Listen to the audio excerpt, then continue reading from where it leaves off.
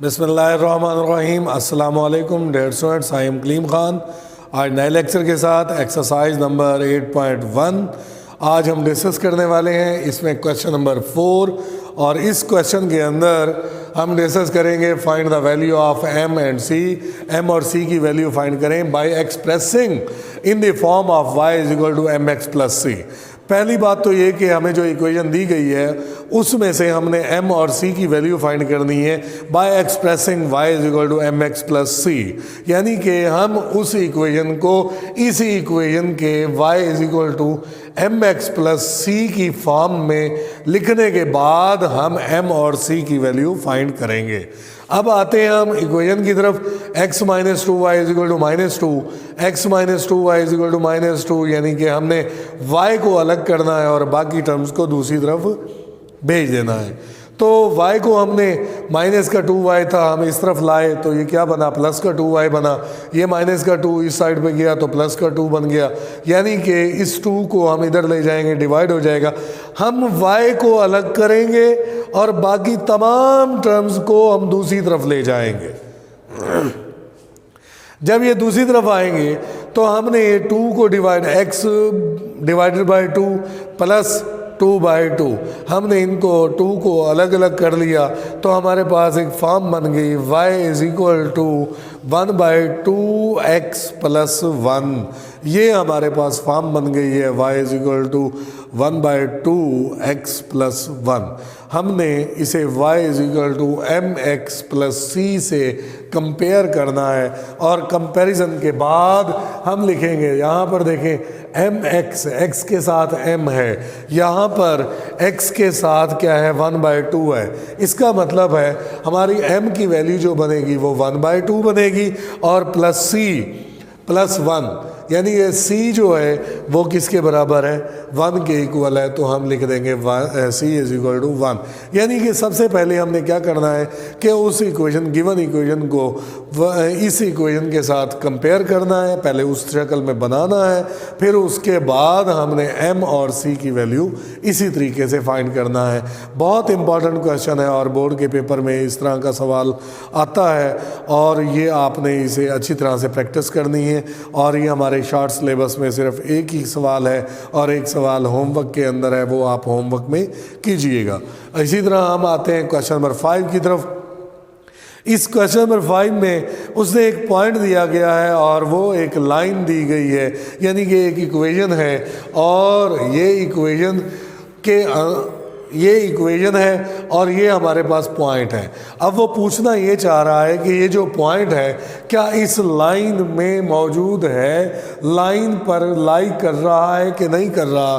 तो फिर हम यहाँ पर लिखेंगे पॉइंट, और इस पॉइंट का ये x कोऑर्डिनेट है और ये क्या है, y कोऑर्डिनेट है, यानी x की वैल्यू 5 है और y की वैल्यू हमारे पास 3 है।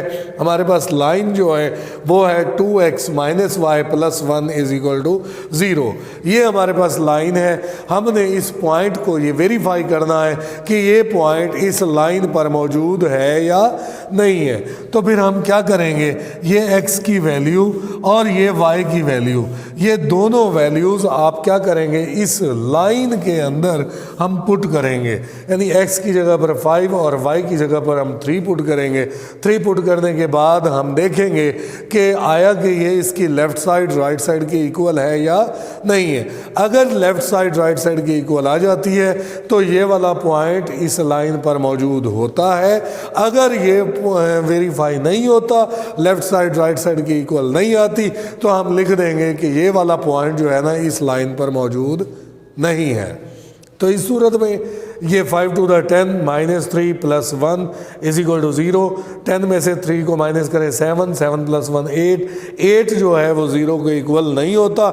इसलिए मतलब कहने का कि लेफ़्ट साइड राइट साइड के इक्वल नहीं आई, तो हम लिख देंगे hence this point 5 and 3 not lie on the line. Line कौन सी, ये वाली लाइन, यानी कि ये वाला पॉइंट इस लाइन पर मौजूद नहीं है। हमने वेरीफाई कर दिया।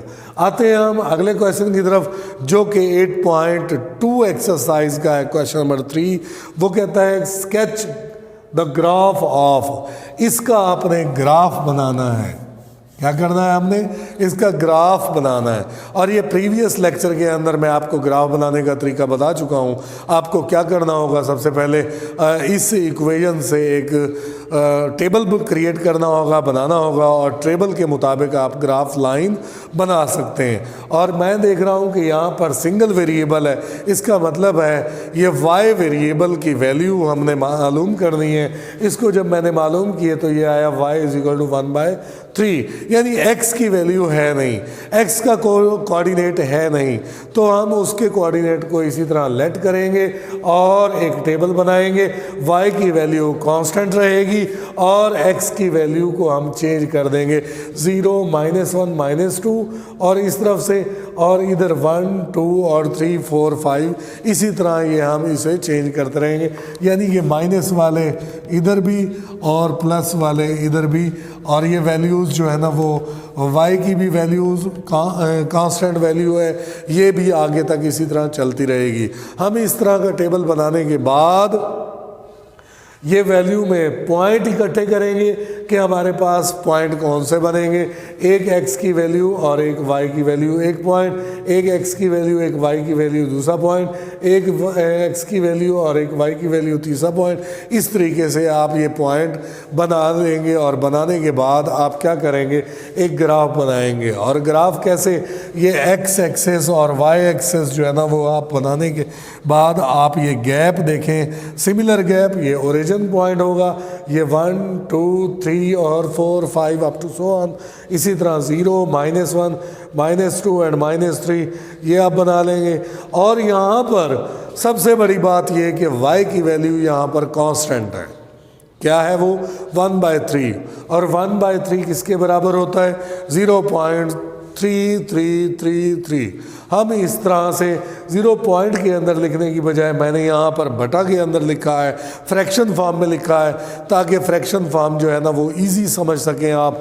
कैसे, y के अंदर और x एक्सिस के अंदर आप इक्वल गैप से आप ये डिजिट लिख लेंगे, और लिखने के बाद आप जब ग्राफ बनाएंगे तो वो कैसे होगा कि यहाँ पर से पहला पॉइंट लें -2 एंड 1/3, x एक्सिस में -2 कहाँ है, ये है, और y एक्सिस में 1/3।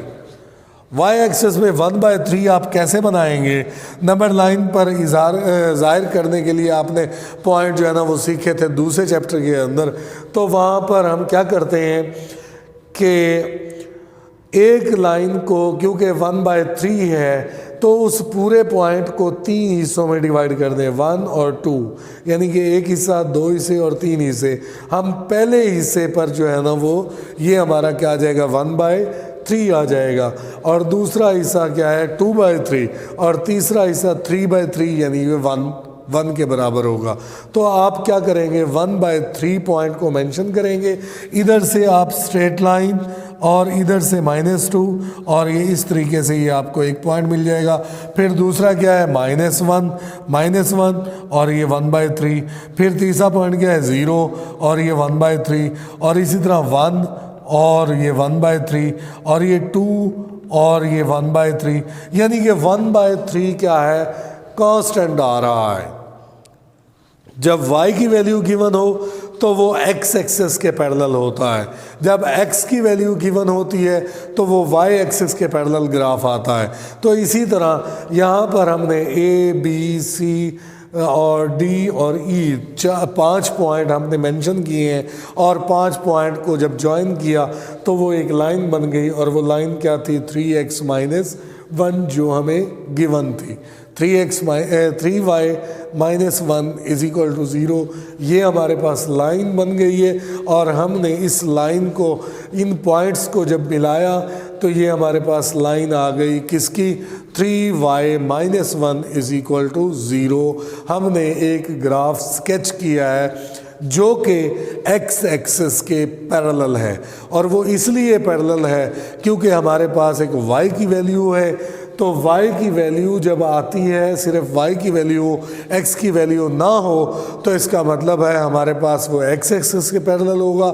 अगर किसी इक्वेशन के अंदर x की वैल्यू हो और y की वैल्यू ना हो तो वो ग्राफ y एक्सिस के पैरेलल होता है। तो डियर स्टूडेंट्स, उम्मीद करता हूँ कि लेक्चर आपको समझ आ गया होगा। इंशाल्लाह फिर मिलेंगे नए लेक्चर में। अगर किसी किस्म का कोई प्रॉब्लम हो तो आप रब्ता कर सकते हैं। अस्सलामु अलैकुम।